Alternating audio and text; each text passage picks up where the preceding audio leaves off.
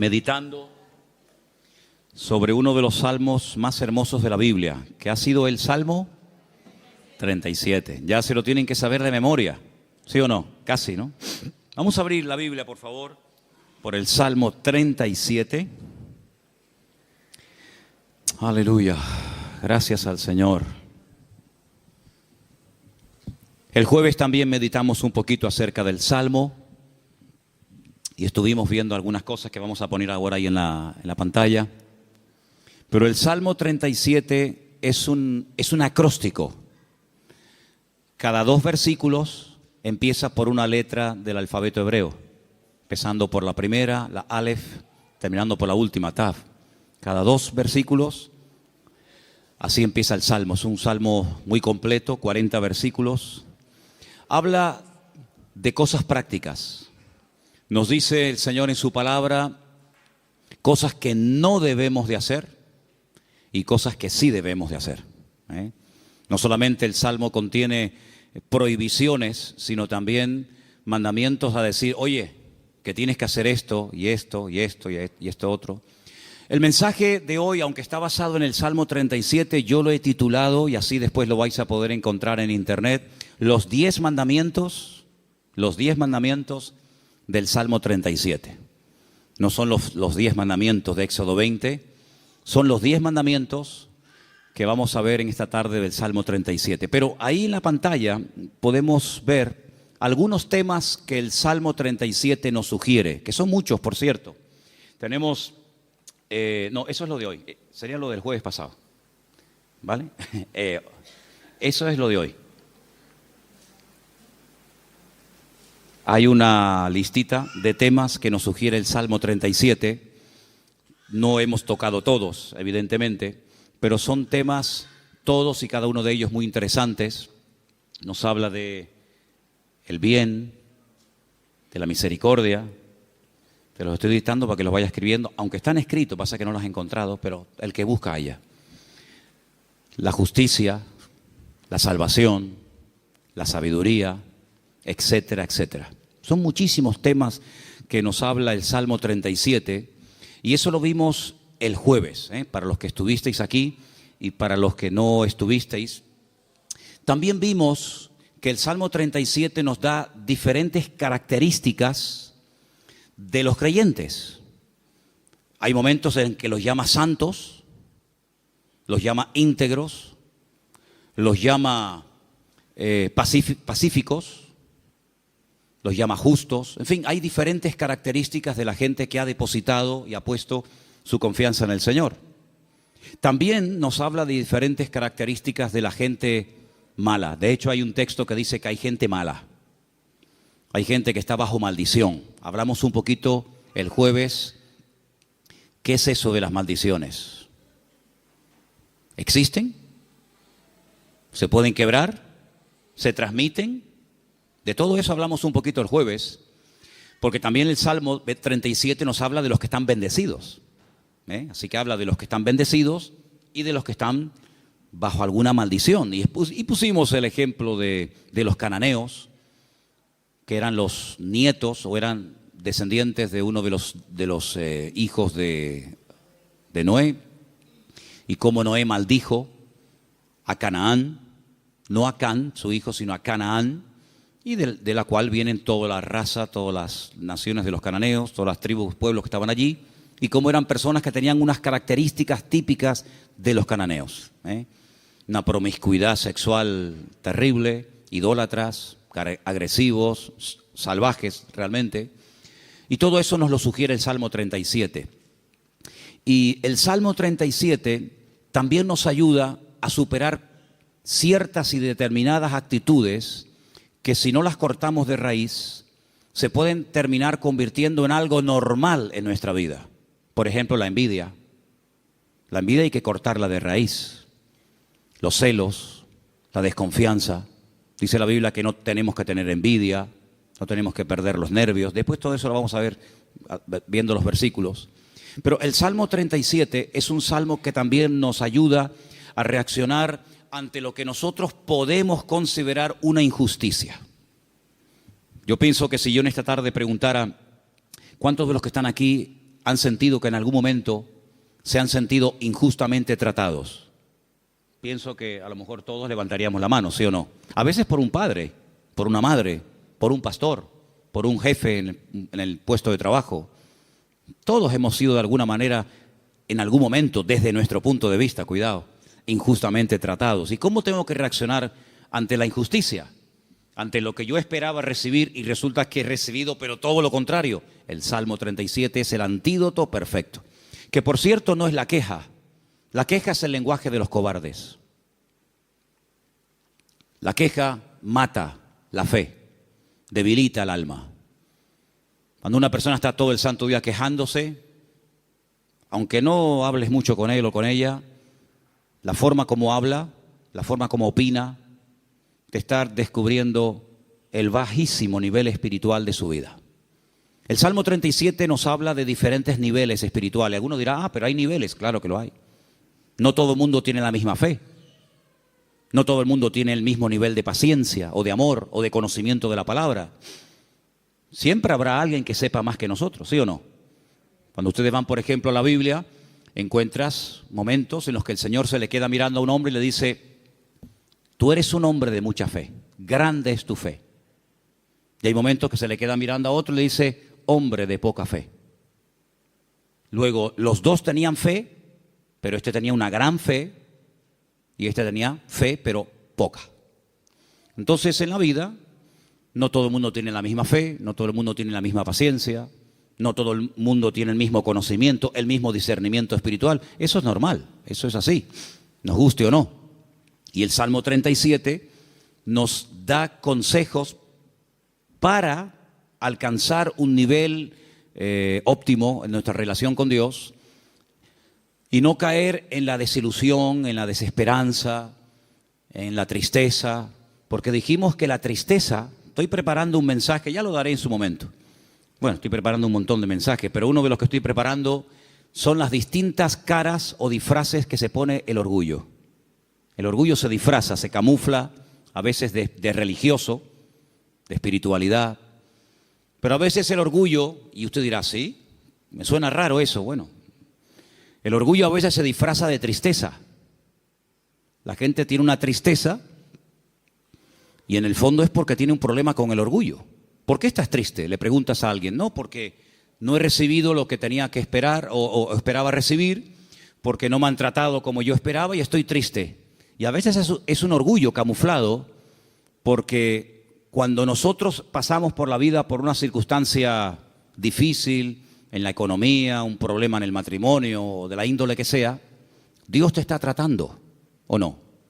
Dios está tratando contigo. Y hay gente que no le gusta y se rebelan contra la forma como Dios le está tratando.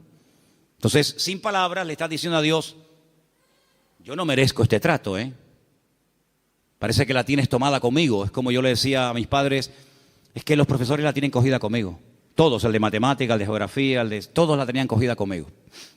Y siempre la culpa la tiene, si no es el gobierno, es el pastor, si no es el marido, si no es la mujer, si no es Dios, si no es el diablo.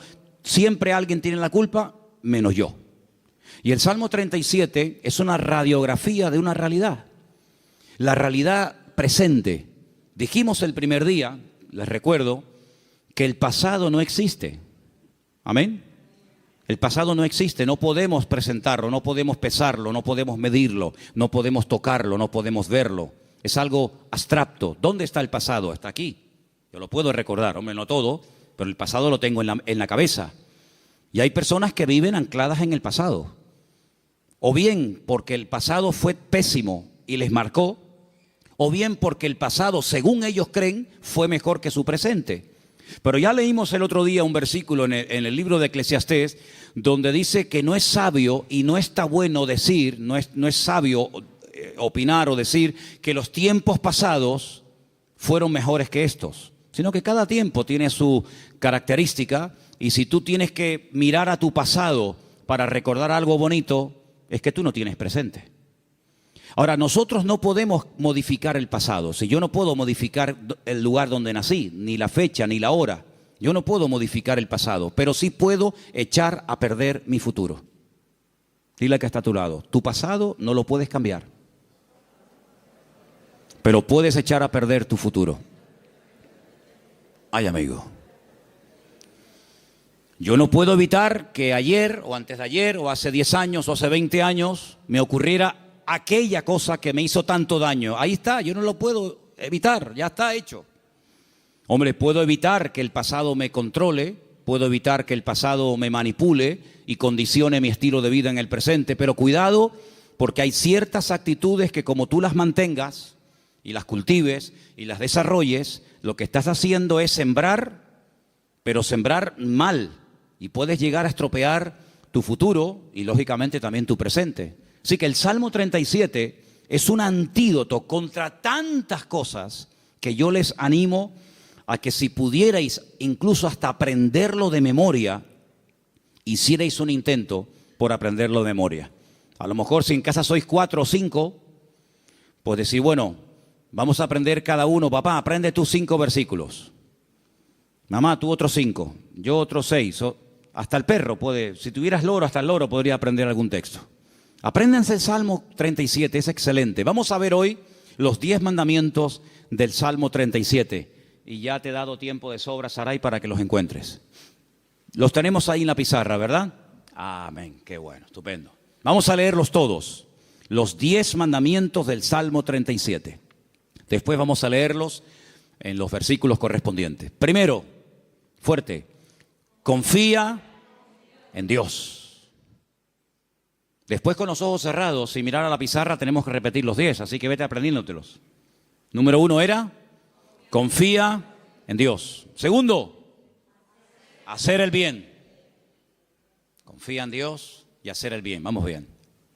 Tercero, deleítate o deleitarse en Dios. Confía en Dios, hace el bien, deleitarse en Dios. Bien, hasta ahí llego. Venga, otro más. 4, encomendarse a Dios. Bien, confía en Dios, hacer el bien, deleitarme en Dios, encomendar a Dios mi vida. Venga, el 5, guardar silencio. Pero no dice, hermano, que hablemos. Guardar silencio ante Dios. Guardar silencio. 6, esperar en Él. 7, dejar la ira. 8, dejar el enojo, desecharlo.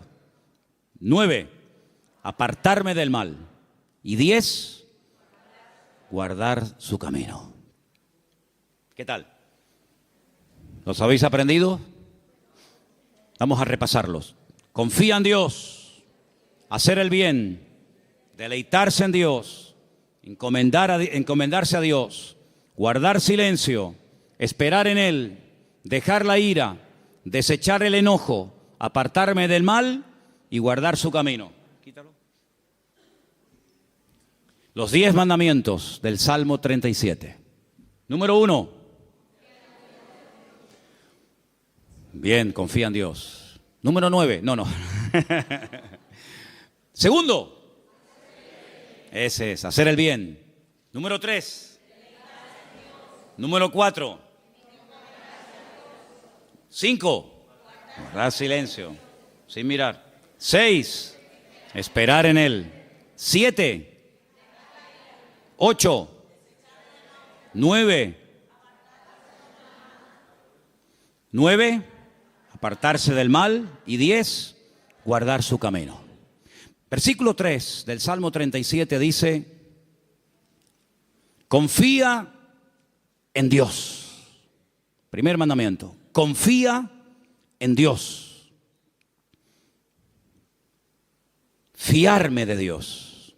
Depositar toda mi vida en sus manos, sabiendo que no hay vida más segura que cuando yo pongo mi confianza totalmente en el Señor. No digo que pongas parte de tu vida o parte de tu negocio o parte de tu tiempo en las manos del Señor y otra parte, no. 100% tu confianza en Dios. Porque algunos dicen, no, yo confío en Dios. Pero cuando se les abre la cartera y se les cae al suelo tienen la Bonoloto, los ciegos. Hay uno que también es de los discapacitados. Ese, lo conoces, ¿no? Ese. ¿Qué más hay? Rasca. No, yo confío en Dios. Ya te veo. Ay, amigo. Pero por la mañana se levantan y leen el horóscopo. Pero claro, depende si compras el día o compras el diario de avisos o compras, depende de qué periódico compres, te dirá una cosa o te dirá otra. ¿Confiamos en Dios 100% o no? ¿Se puede uno fiar de ese Dios? ¿Ha dado pruebas históricas a lo largo del tiempo que se puede uno fiar de Él? ¿Que no te va a fallar? Dice la Biblia, hay centenares de versículos, pero uno de ellos dice, aunque tu padre y tu madre te abandonen, yo nunca te abandonaré. Nunca, jamás. ¿Puede un padre y una madre abandonar a un hijo? Bueno, no será la primera ni la última, lamentablemente. Ha ocurrido.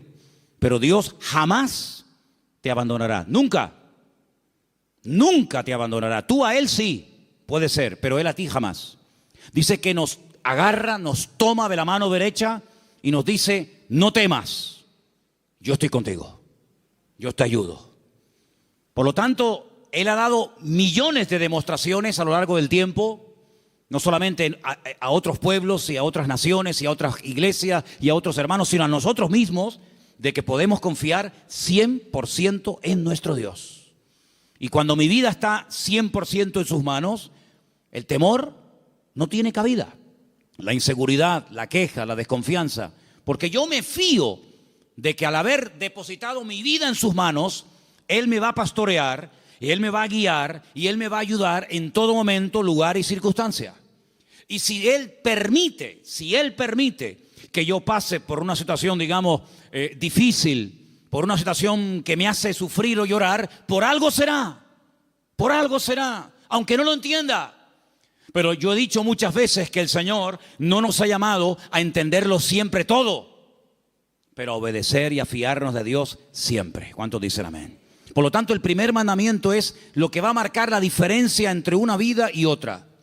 Una confianza total en Dios. Sé que mi Dios me va a cuidar, me va a proteger. Y hay un salmo que dice, y aún más allá de la muerte, el Señor me guiará. Porque mi vida ha sido comprada con su sangre. Y para Él soy su hijo. Y el Señor nunca, jamás abandonará a sus hijos. Pero en el mismo versículo 3, donde hemos leído, confía en el Señor, dice, haz el bien. Es decir, como dijimos el otro día, no estés de brazos cruzados, mantén una vida activa en el Señor. No, yo confío en Dios. Sí, pero tú ni oras, ni te congregas, ni lees la Biblia, ni estudias la palabra, ni te involucras. Sí, confías en Dios, pero es una vida light, es una vida sin compromiso. Es una vida donde, venga, hoy quiero orar, pues oro 3 horas. Mañana no quiero orar, pues no oro. No. Es una vida de constancia, de perseverancia, una vida de disciplina. La vida de un cristiano tiene que ser una vida disciplinada, no una vida caracterizada por el desorden, guiado por emociones, por sentimientos, que son al fin y al cabo pasajeros y traicioneros, sino de tener determinación. Yo quiero agradar al Señor y yo me voy a esforzar en hacer lo que la Biblia me pide y me dice el Señor que debo hacer. Porque no solamente, lo dije el otro día, espero que lo recordéis, que la vida cristiana, la vida de un cristiano, digamos, normal, no solamente consiste en dejar, no me faltaría más, dejar de hacer ciertas cosas, sino hacer otras. Y la vida de muchos creyentes es que no hacen nada malo, aparentemente, pero tampoco hacen nada bueno. Y por ahí leímos la semana pasada un texto de Santiago, donde dice el texto, el que sabe hacer lo bueno y no lo está haciendo, está pecando. ¿Cuántas personas están pecando sin querer? ¿Cuántas personas saben que hay que hacer algo, pero no lo hacen? Por lo tanto, no te jactes ni presumas de que ya no hago cosas malas, porque el que sabe hacer lo bueno y no lo está haciendo, está pecando no por acción, sino por omisión. Está olvidando que tiene una responsabilidad delante del Señor de hacer, de actuar, de vivir en consecuencia la fe que dice que tiene en el Señor. Y en ese hacer, en esa confianza que he depositado en Dios, comienzo a disfrutar de mi relación con Dios, a deleitarme en Dios. Comienzo a tener placer de ser cristiano. Ser creyente no es una desgracia, hermanos. No es una pesada cruz que me martiriza, donde no disfruto de nada, sino yo creo que es más bien todo lo contrario. El creyente tiene que aprender a disfrutar de lo que tiene ya, ahora. ¿Cuántos dicen amén? Y dice, bueno, pero ¿qué tengo? ¿Cómo que qué tienes? ¿Qué tienes?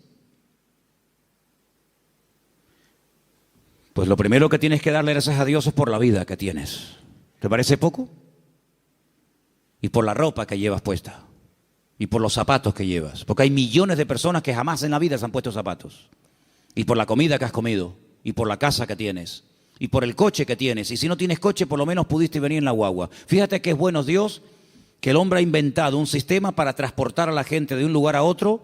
Y mira tú por dónde tú puedes disfrutar de él. Gloria a Dios. Tienes una iglesia donde poder congregarte. Si tienes hijos, si vienen a la iglesia, ahora mismo están siendo atendidos por hermanas que se están perdiendo el culto para que tú estés aquí oyendo la palabra y los niños están siendo atendidos. Gloria a Dios por ello. Gracias al Señor por el lugar donde vivimos. No tenemos que vivir con miedo, con una inseguridad. Algunos que han venido de otras naciones, ¿qué les voy yo a decir a ustedes? Donde me dicen, no, que va allí, donde yo a las 5 de la tarde todo el mundo como los topos bajo tierra. Todo cerrado, con rejas, con ventanas, con persianas. Uy, por la calle no puedes ir porque va todo el mundo armado y te quitan el reloj y te quitan esto. Aquí a mí nunca me han quitado nada y tengo 55 años, a mí nunca me han robado. Cuidado, a ver si ahora me va a pasar que me roben, pero bueno, no pasa nada. Si me roban, ¿sabes por qué me han robado? Porque algo me sobra. Porque no se le puede robar al que no tiene nada. Luego, si te roban algo es porque tienes algo. Ya es un motivo para dar gracias a Dios. Por lo tanto, hermanos, deleitarnos de lo que tenemos. Hay gente que siempre tiene o la pena de lo que perdieron, que tenían y perdieron, o están soñando siempre en algo que quieren tener, que a lo mejor nunca lo tienen, y en vez de disfrutar de lo que tienen ahora, viven o en el pasado o en el futuro, en tierra de nadie. Cuando lo que tienes que disfrutar es de ahora. Dale gracias a Dios por la silla en la que estás sentado. Y si no hacemos un día una prueba, quitamos todas las sillas y los bancos de la iglesia. Y os quedáis como yo mientras yo predico de pie. Y tenéis que estar todo el tiempo en la alabanza de pie, todo el culto de pie. Baños, los vamos a cerrar, no hay baños. Luz, cortamos la luz.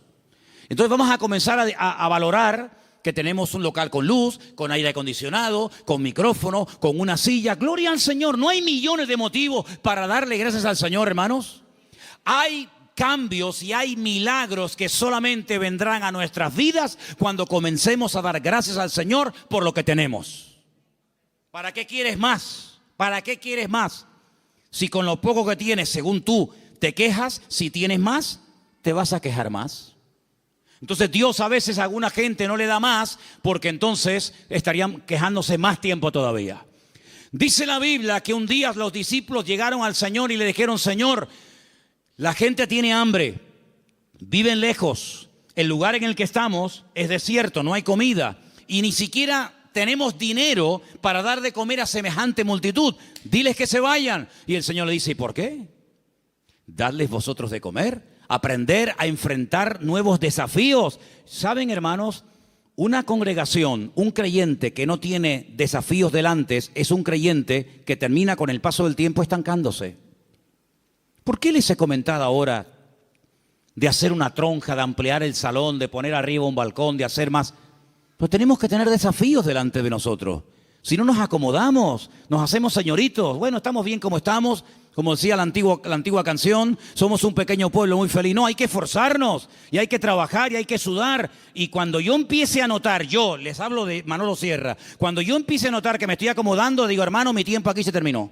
Yo no quiero estar más aquí. Yo me tengo que ir a un sitio de pionero a empezar de cero. Hermanos, no podemos darle lugar a la rutina en nuestra vida, a la monotonía. Tienen que haber desafíos. Hay congregaciones que viven de las glorias del pasado, iglesias que ya lo tienen todo. Y te das cuenta que les hace falta todavía tantas cosas, como le dice la Odisea. Nos hemos enriquecido, no nos hace falta de nada. Y el Señor estaba en la puerta de la iglesia llamando, dice, si alguno oye mi voz, entraré a Él, cenaré con Él y Él conmigo. Habían perdido lo más grandioso y hermoso que puede tener una congregación, que es la presencia del Señor. La habían perdido y ni siquiera se habían dado cuenta. ¿Cuántas cosas hay por ahí así que nos dejan con la boca abierta? Por lo tanto, hermano, vamos a deleitarnos en el Señor, vamos a disfrutar de la vida. ¿No dice la Biblia, deleítate con la mujer de tu juventud? ¿No dice eso la Biblia? En la mía sí. Algunos me miran como diciendo, pero eso dice la Biblia. Uy, más todavía. Con la mujer de tu juventud, que sus caricias te satisfagan en todo tiempo. Así que ya saben, yo me deleito, pero tú me haces caricias. Eso dice la Biblia, deleítate con sus caricias. Gloria a Dios. Dale gracias a Dios por tus hijos. ¿Cuándo fue la última vez que dijiste, te doy gracias por mi hijo? Pero es que ella tiene 80 años, no importa. Otros lo perdieron cuando tenía 20. Y el Señor te lo ha dado a ti 40 años. Ay, amigo. Dale gracias a Dios por tu madre, por tu padre. Dale gracias a Dios por el pastor que tienes, porque de momento es el único que tiene. Es lo que hay. Dale gracias a Dios por todo lo que tienes cada día. Y cada vez que comas, di, Señor, hoy han muerto 17,000 personas de hambre en el mundo y yo no seré una de ellas. Yo ahora tengo algo para llevarme a la boca. Gloria a Dios. Comenzar a regocijarnos en el Señor. Hermanos, que la gente diga, pero ¿qué tiene esa gente que no se quejan? ¿Qué tenemos? El Dios más grande y más maravilloso que jamás se pueden encontrar por la vida. ¿Cuántos dicen amén? Eso es lo que tenemos. ¡Aleluya! Gloria a Dios. Amén. Pero el quinto mandamiento, el primero era confía en Dios, el segundo era hacer el bien, el tercero era deleitarme en Dios, el cuarto era encomendar a Dios, poner todo, mi vida, mis negocios, mi futuro, mis planes, todo en las manos del Señor. Pero el quinto es muy bueno. ¿Cuál era? Guarda silencio. Ay, amigo. Ay, amigo. Yo ya les conté una vez, yo sé que ya se lo conté. Algunos dirán, eso ya lo contaste, sí, pero te lo voy a contar otra vez. En la antigua Grecia se le daba mucha importancia a la oratoria, a hablar en público. De hecho, había escuelas muy famosas que hasta el día de hoy, en marketing y en muchas escuelas, se emplean las técnicas de aquella época, donde los griegos le daban mucha importancia al hablar en público, a perder el miedo escénico, etc. Y había un famoso maestro de una de las escuelas griegas que cobraba por enseñar oratoria, por enseñar a hablar correctamente en público a la gente. Y vino un día un chico y le dijo que quería que este maestro le diera clases. Y el maestro le dijo, a ti te voy a cobrar el doble de lo que le cobra a todos los demás alumnos. Y este dijo, ¿a mí el doble? ¿Por qué? Dice, porque contigo voy a tener el doble de trabajo. Contigo voy a perder mucho tiempo primeramente a enseñarte a que te calles. Y cuando aprendas a guardar silencio, es cuando por fin podré comenzar a enseñarte a hablar. Pero quieres comenzar a hablar, y para comenzar a hablar hay que aprender a estar en silencio.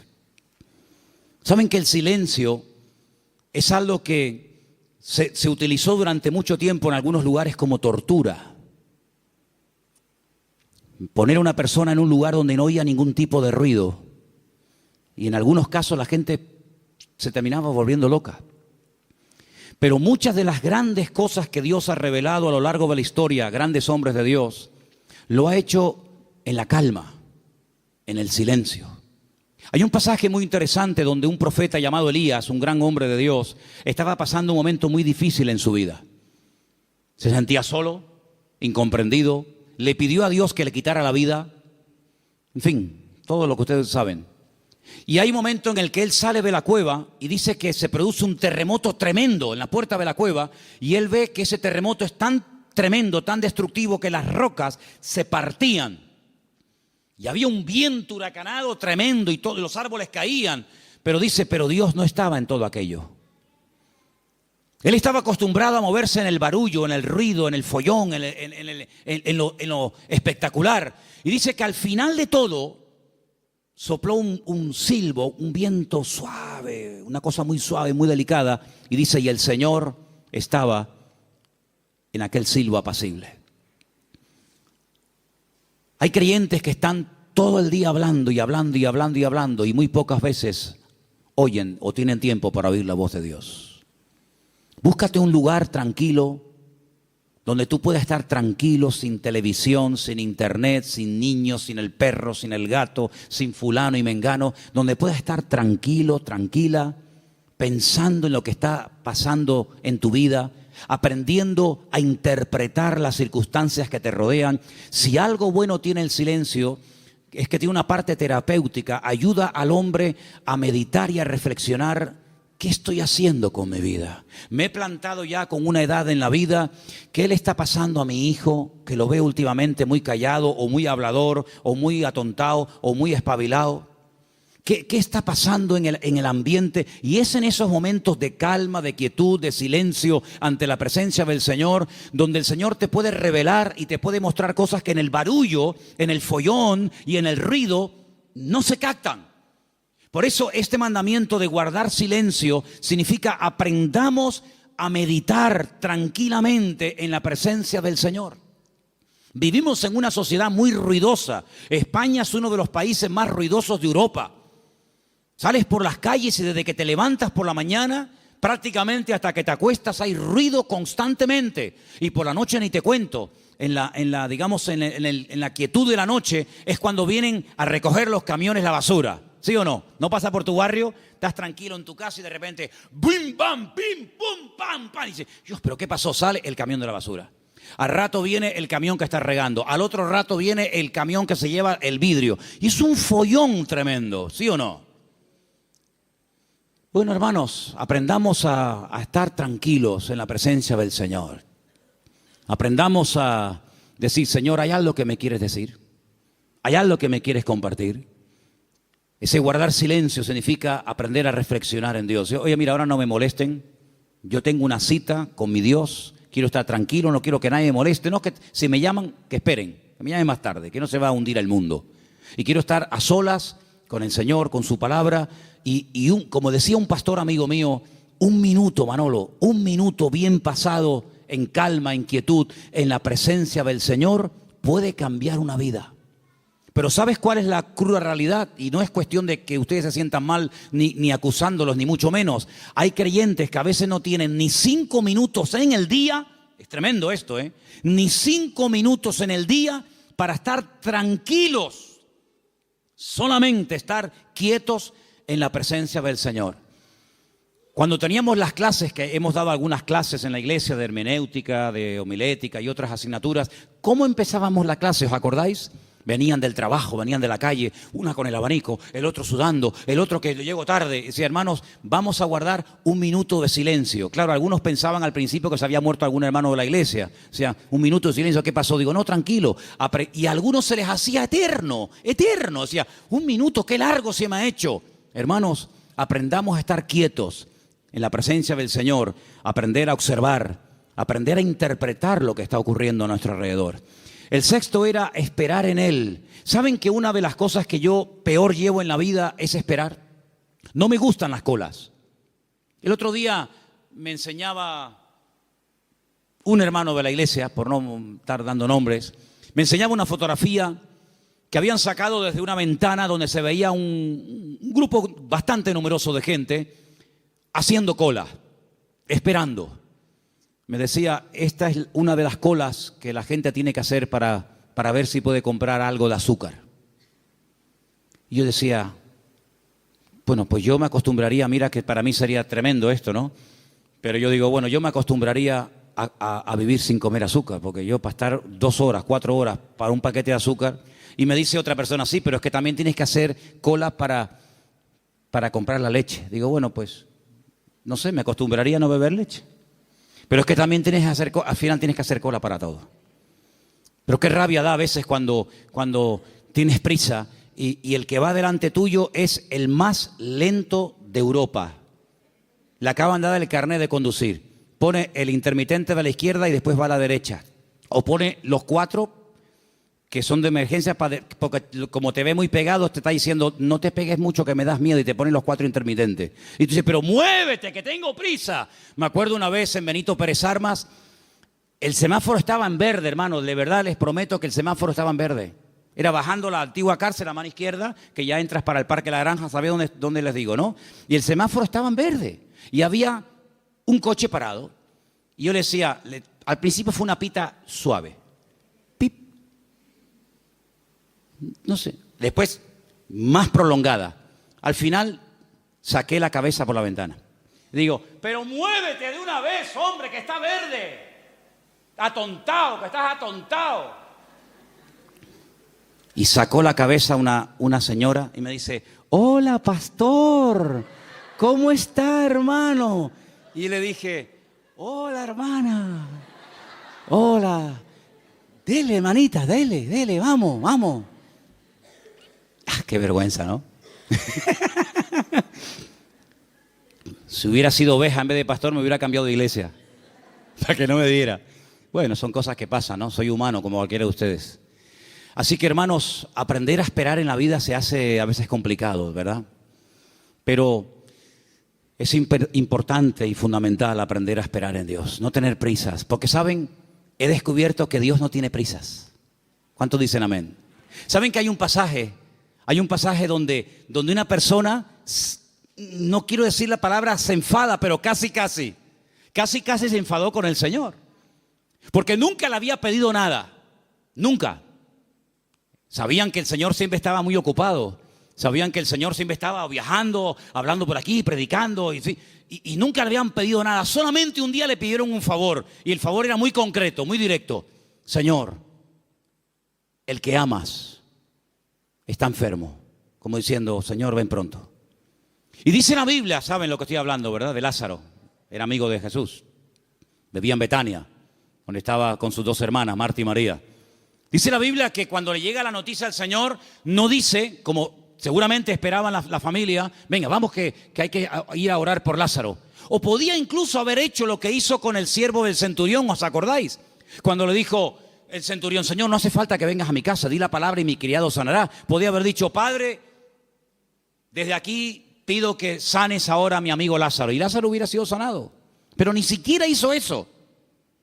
Sino dice que llegó 4 días después del aviso. Y claro, cuando llegó, evidentemente, la enfermedad era grave, porque dice la Biblia que Lázaro ya estaba muerto y enterrado. Si ellas sabían que no iban a molestar al Señor por una tontería. Cuando llegó, sale una hermana, se lo encuentra en el camino y le dice estas palabras que ustedes saben perfectamente. Señor, si tú hubieras estado aquí cuando te mandamos a llamar, nuestro hermano no habría muerto. ¿Cómo interpreta usted esas palabras, hermano? Usted que sabe griego, arameo y hebreo. ¿Cómo lo interpreta usted? Me ha fallado. Mi hermano se murió por tu culpa. ¿Está mal interpretado? Es versión Manolo Sierra.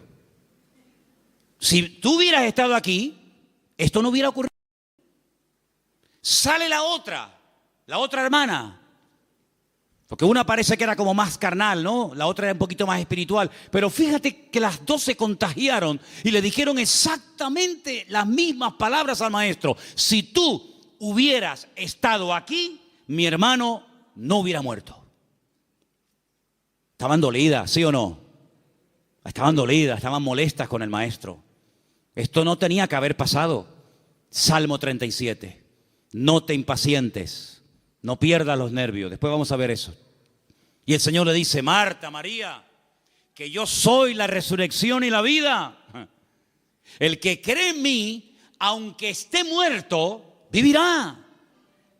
Claro, ellas eran judías, ellas no eran paganas, ellas conocían la Escritura, ellas sabían perfectamente por las Escrituras del Antiguo Testamento que se habla de la resurrección. Y entonces cuando el Señor dice que yo soy la resurrección y la vida, y le dice el Señor, tu hermano resucitará, ellas dicen, yo sé que mi hermano resucitará, pero no ahora, sino en el día postrero, algún día. Y el Señor le dice, vamos al cementerio. Y todos conocen la historia. Ahora yo les hago una pregunta y sean sinceros. ¿Ustedes creen que realmente el Señor llegó tarde?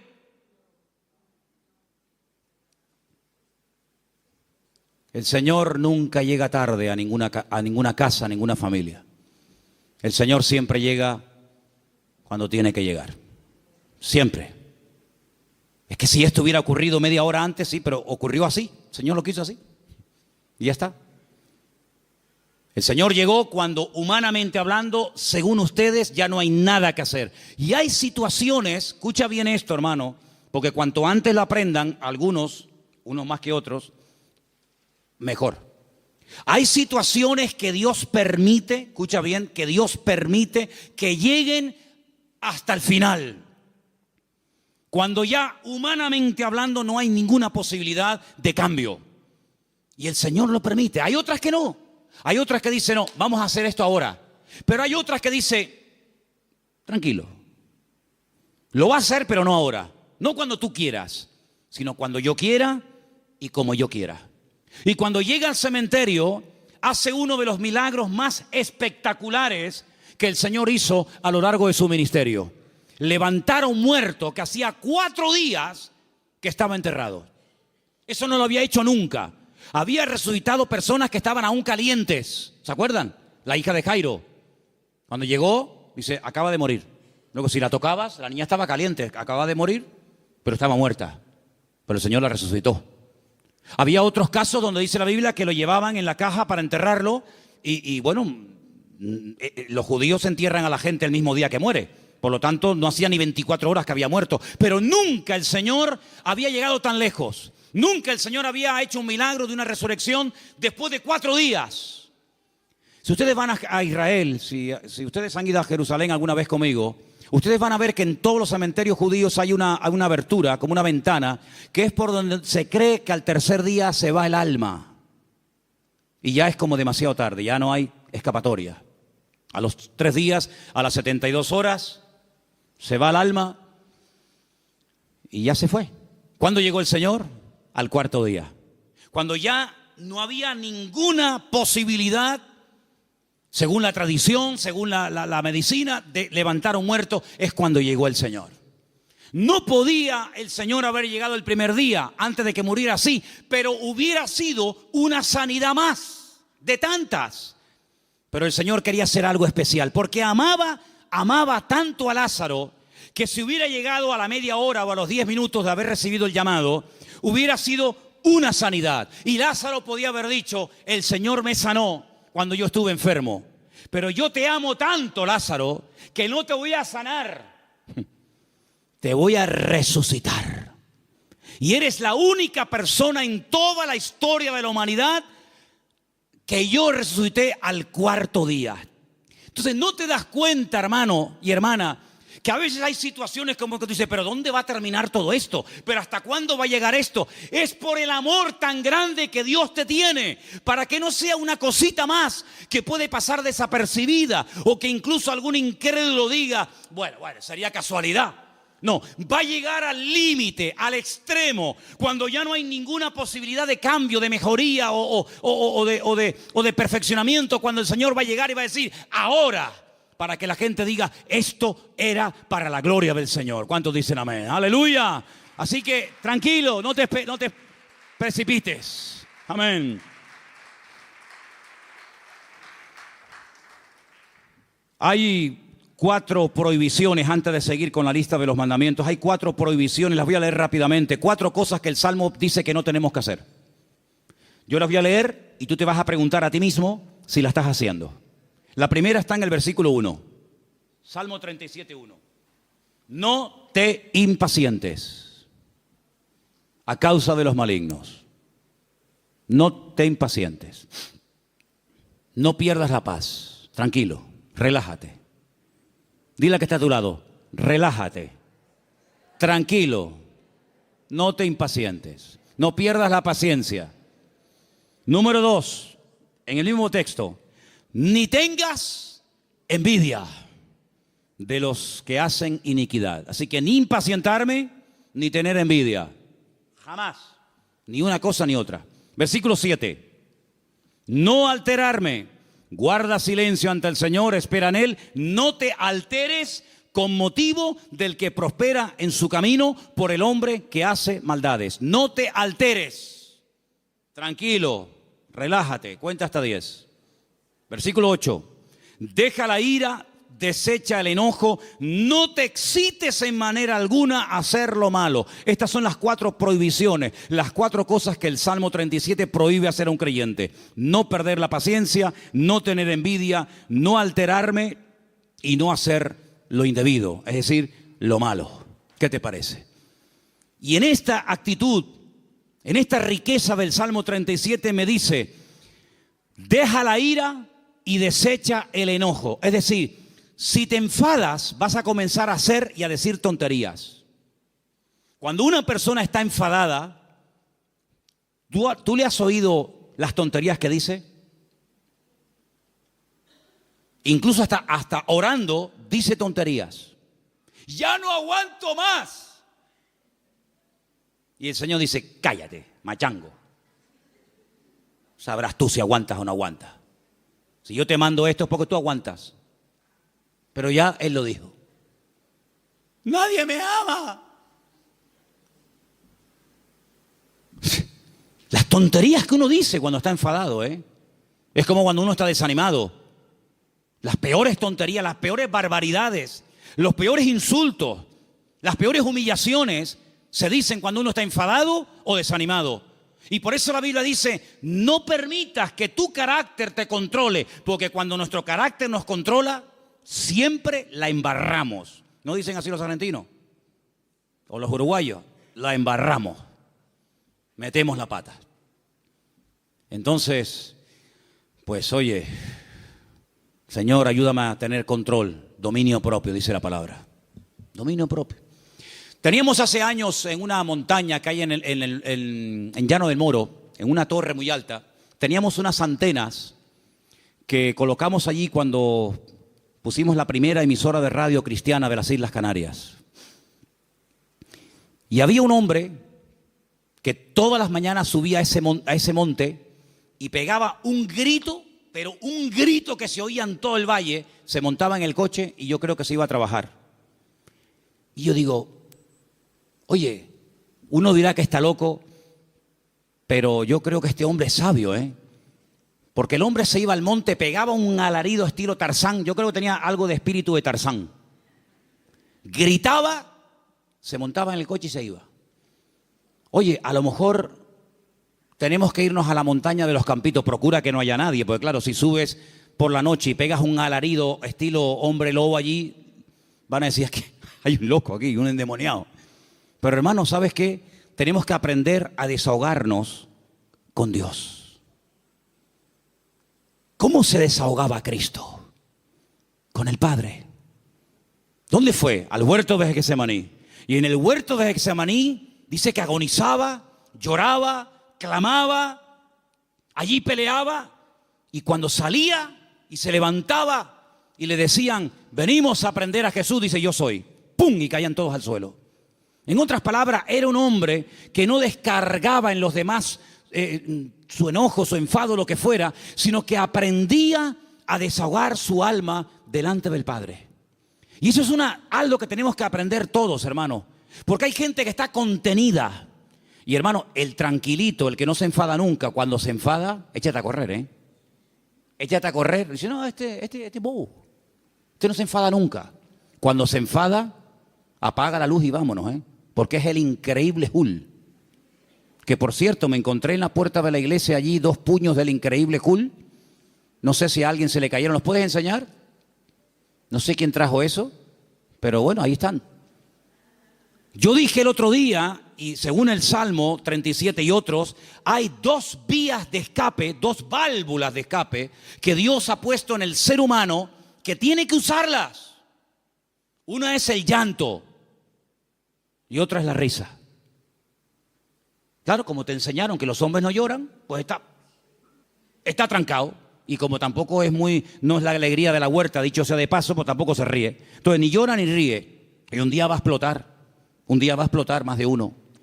Pero aprende a reírte en el Señor. Aprende a llorar en la presencia del Señor. No dice la Biblia, bienaventurados los que no se ríen, bienaventurados los que no lloran. ¿Lo habéis leído alguna vez? Yo tampoco.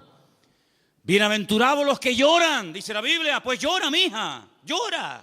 Llora delante del Señor. Llora, hermano y hermana, delante del Señor. Señor, lloro de esto, lloro por aquello, lloro por tal, lloro por cual. Y te aseguro que tu alma se va a descargar, se va a desahogar. Y cuando salga, vas a salir con las fuerzas renovadas, vas a salir levantado por el Señor, vas a salir bendecido. Pero no vivas una vida hermética, trancada, porque ni Cristo vivió así. Él, dice la Biblia, que se quebrantó y lloró y sudó grandes gotas de sangre. Y se desahogó delante del Padre.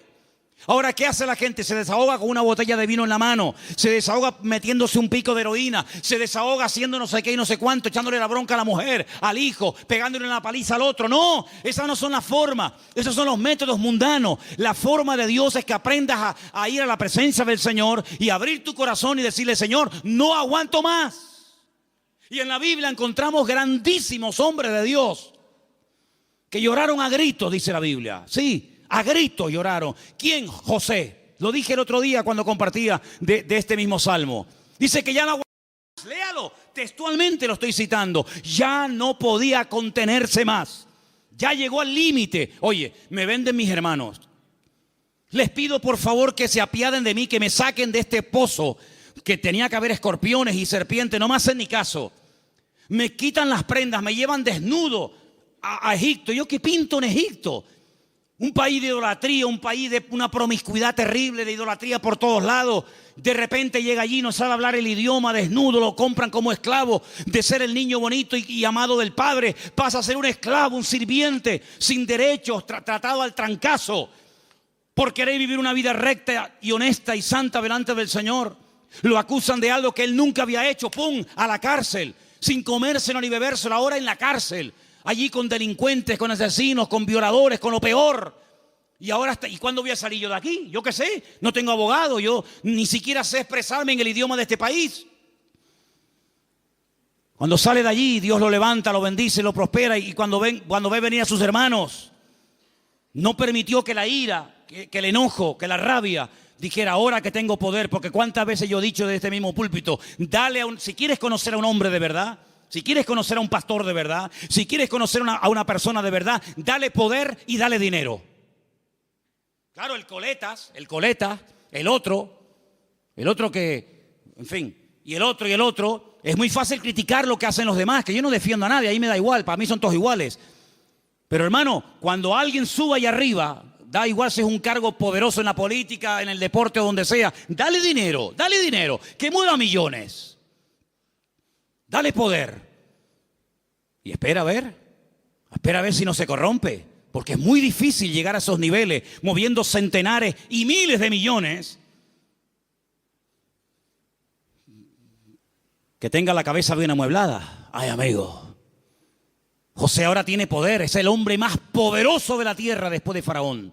No se mueve ni una hoja sin su permiso. Faraón dice: no, a mí no vengan, vayan a él. Él es el que organiza el país, él es el ministro de Hacienda, él es el ministro de Economía, él es el que administra. A mí no me den la paliza, vayan a él. Delegó todo en José. Ahora tiene poder, ahora tiene autoridad, ahora tiene dinero, ahora tiene sirviente. Ahora hasta Potifar, aquel que lo compró, ahora tiene que venir y postrarse delante de él. La mujer de Potifar: ven para acá.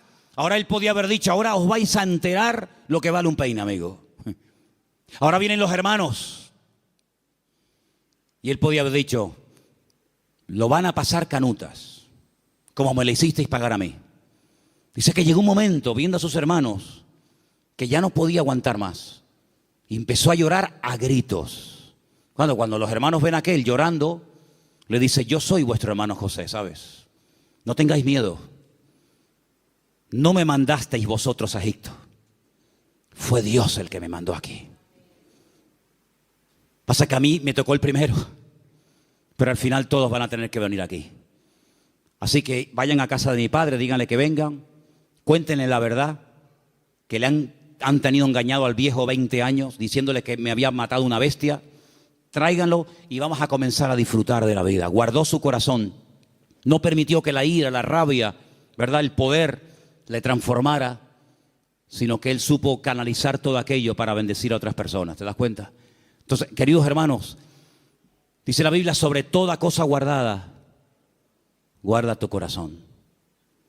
Porque la escasez, el depender día a día del Señor no ha echado a perder a nadie. Yo nunca he visto a nadie que por depender del Señor para todos se echara a perder. No, de verdad, créame, no he conocido a nadie, pero sí he conocido a muchos que cuando tuvieron algo, muchacho, otra persona completamente. Es como yo a veces le digo a los jóvenes, oye, cuando no tenías novia, y no me dirijo a nadie, pero el que tenga, porque tenga, ¿no?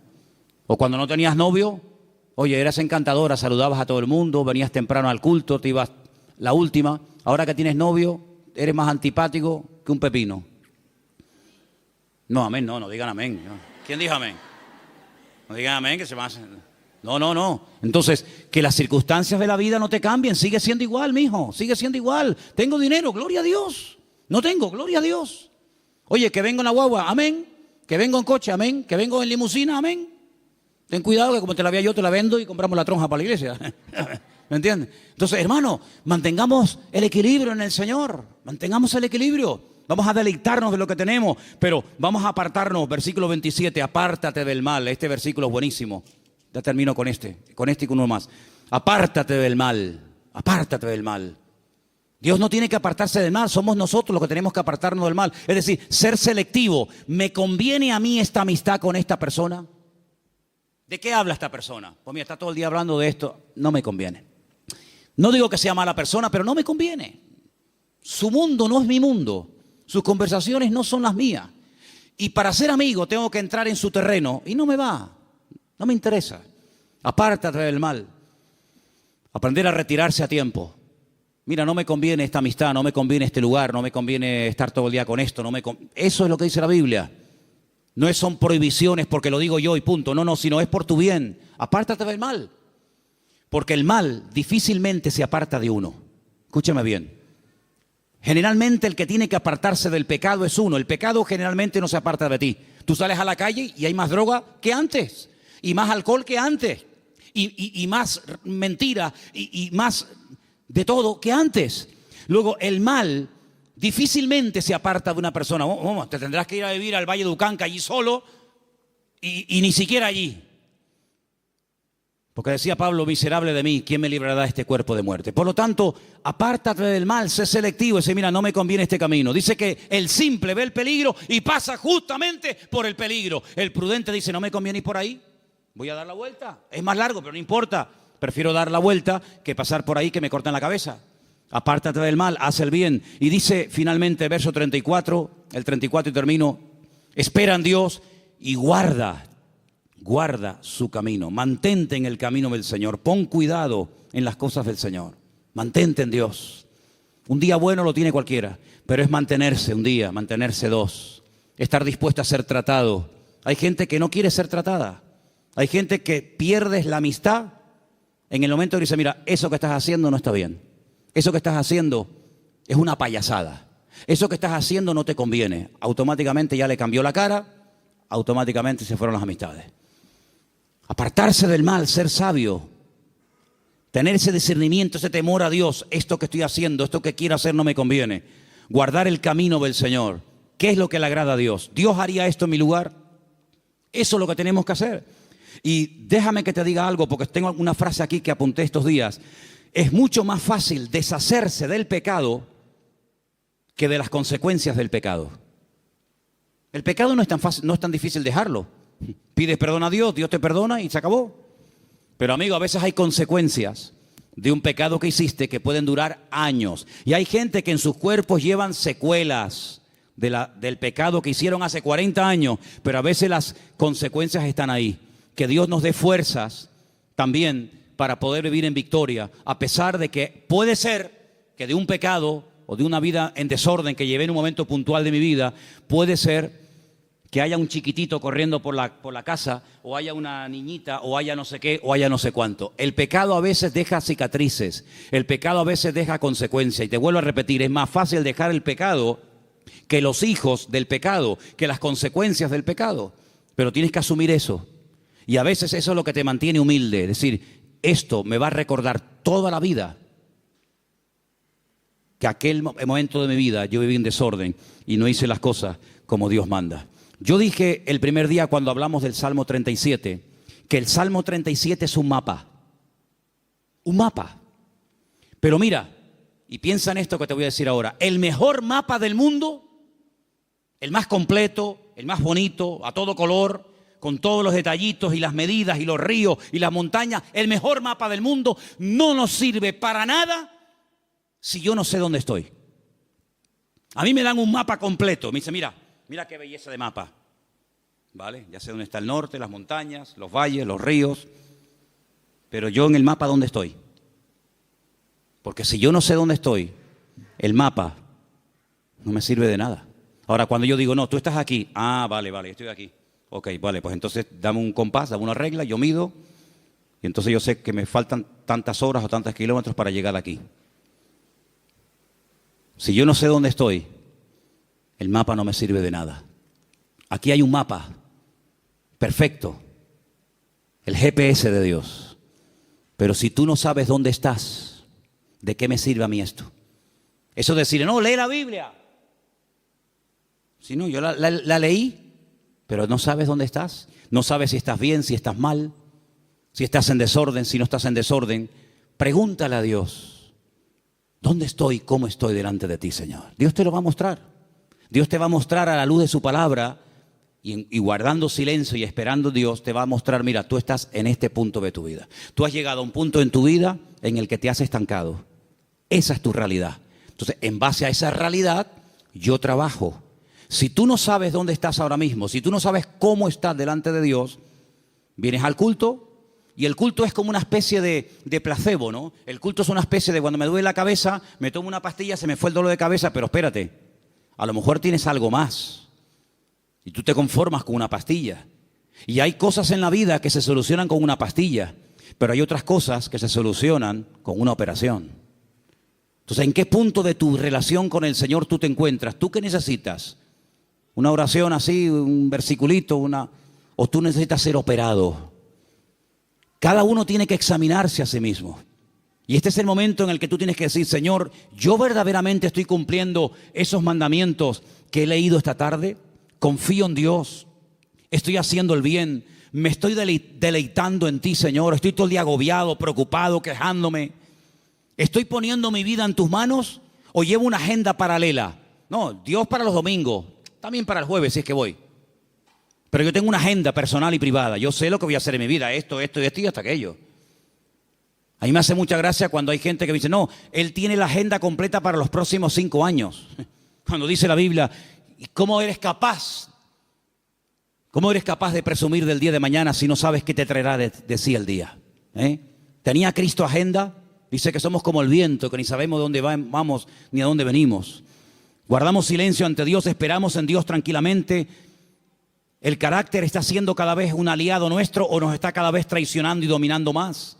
¿Dejamos la ira, el enojo? ¿Nos estamos apartando del mal o cada vez estamos tonteando más con el mal?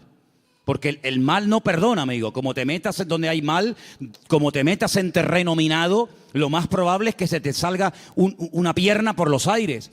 Hay una parte en Israel donde yo llevo a la gente que es la frontera más cercana a Jordania, que antiguamente era territorio jordano. En el 67 Israel peleó con Jordania, triplicó las fronteras y llegó hasta la misma ribera, hasta la misma orilla del río Jordán.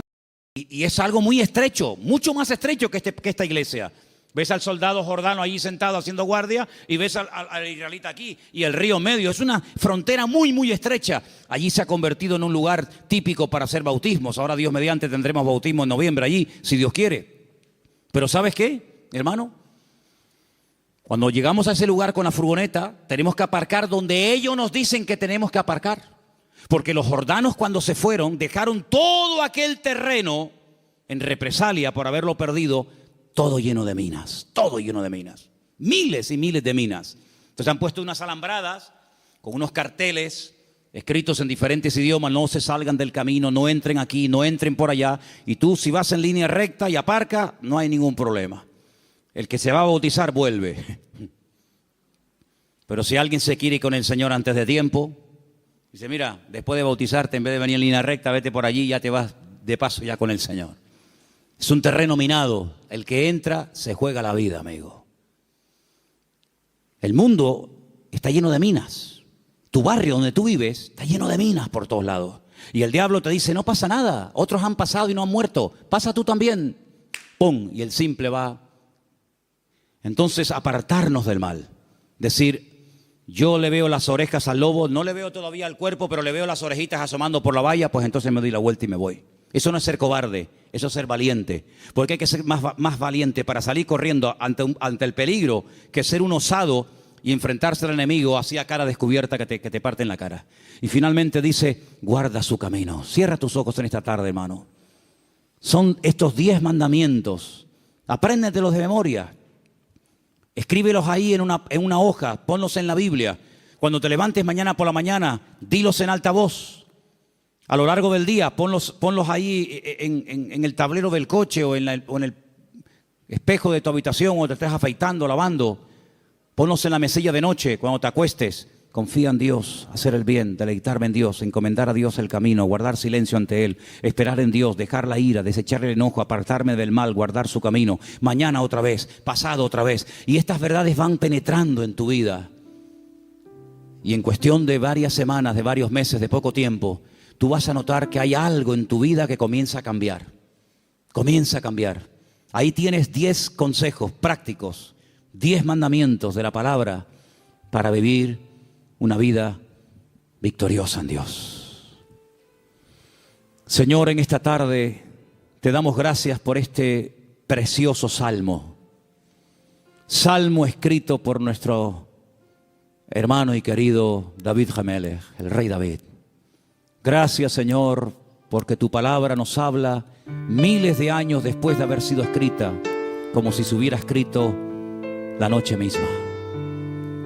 Señor, queremos pedirte que nos dé fuerzas para que podamos poner en práctica estos mandamientos, estos sabios consejos que el dulce cantor de Israel, el hombre más cerca del corazón de Dios, nos dejó en la palabra para que los escudriñemos y los pongamos en práctica. ¿Cómo sabía él que hay que apartarse del mal cuando hay tiempo de hacerlo? ¿Cómo sabía él deleitarse en Dios? ¿Cómo sabía David confiar en ti, Señor? ¿Cómo sabía David encomendar, poner la vida en tus manos antes que en el hombre? ¿Cómo habla la voz de la experiencia, Señor? Y queremos en esta tarde pedirte que nos ayudes a poner en práctica esta palabra que hemos aprendido hoy, Señor. Danos fuerza para poder hacerlo. Te lo pedimos en el nombre bendito y poderoso de Jesús. Amén y amén.